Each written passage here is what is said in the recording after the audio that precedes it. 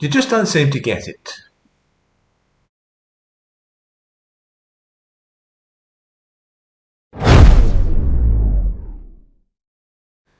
There's probably very little point in my saying what I'm going to say here today.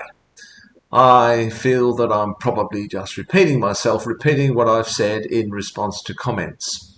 And this will just fall on deaf ears. Nevertheless, those who have ears to hear, let them hear. I think it's probably clear to anyone who's watched even a handful of my videos that I have serious difficulties with the Christian narrative. Now, I don't really have an issue with people who call themselves Christians and basically preach that God is love, that he loves you and me, and that he wants us to love each other. I don't believe in God, but I don't see any harm in this narrative. Indeed, I'm sure the world would be a better place if everyone believed this. But this is not actually the heart of the Christian narrative. It represents one tiny strand of it that can be supported by pointing to a handful of Bible verses. To understand that this is not actually the Christian message, you just have to read some of the comments that are posted on the videos where I criticize Christianity or the Bible.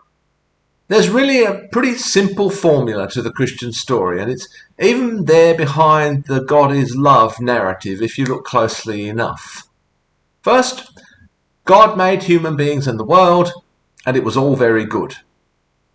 Second, human beings sinned against God, causing an unbridgeable chasm to form between God and humanity, unbridgeable from the human side at least. 3, human beings are therefore fallen and sinful. They are corrupt, tainted. Creation has been corrupted. Human beings cannot extricate themselves from this mess. God steps in and offers his own Son to himself as a blood sacrifice in order to appease God and fulfill the law that he himself created.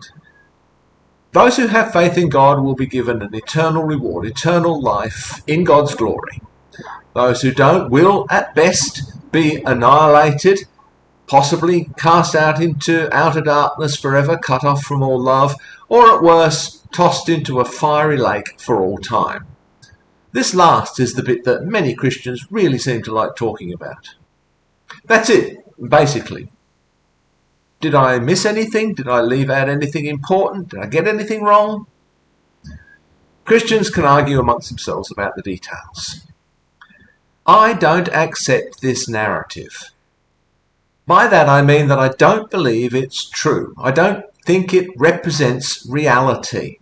This is not something that really has happened, any part of it. It's no good pointing to the Bible and saying that it says so right there, because I don't accept the Bible as having any special authority. Why would you think that I would accept it just because you quote the Bible? If you look more closely at the Bible anyway, it doesn't support this supposedly cohesive narrative. That narrative is forced upon the Bible by later Christian theologians. The Bible is forced to conform to Christian doctrine.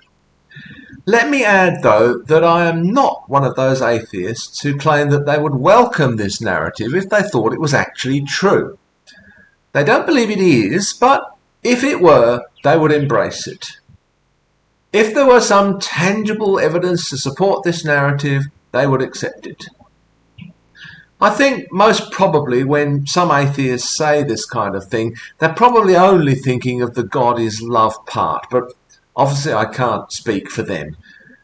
To be clear, I not only don't believe that the narrative describes anything real, i.e., I don't think it's a good explanation for or description of what the world and human beings are actually like, but I also don't think it would be a good thing if it were true. I reject the message, not just the literal or figurative truth of it. I think it's a terrible narrative that leads to a twisted and corrupt view of the world and of human nature. I think it presents to us an unjust, irrational, narcissistic and petty God who would not, if he existed, be worthy of my worship and obedience, let alone my gratitude. Can I be any clearer than that? repeating the narrative to me as if I must not have heard it clearly. Obviously he hasn't heard it clearly, or he's closed his ears to it. Just repeating this narrative to me only confirms my view of it. It doesn't evoke from me the response that it clearly evokes from you. I don't hear it and melt with gratitude and wonder. I don't think it's the good news that you obviously think it is. It fills me, frankly, with horror and disgust. And this is only doubly and triply confirmed by those who insist that I'm going to hell if I don't accept it. You just prove my point. I think that these Christians are the ones who don't actually hear what they're saying.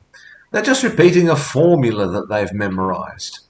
If they really listened to and understood what they were saying, if they really read and understood the Bible on which this narrative is supposed to be based, they would be as horrified by it as I am. I'm sure my saying that won't change the mind of a single one of them, just as their constant repeating of their message won't change my mind. You've heard what I have to say and you reject it. I've heard what you have to say and I reject that. Anyway, according to one of their own major teachers, from Paul in Romans chapter 9 verse 18, God has mercy on whom he wants to have mercy, and he hardens whom he wants to harden.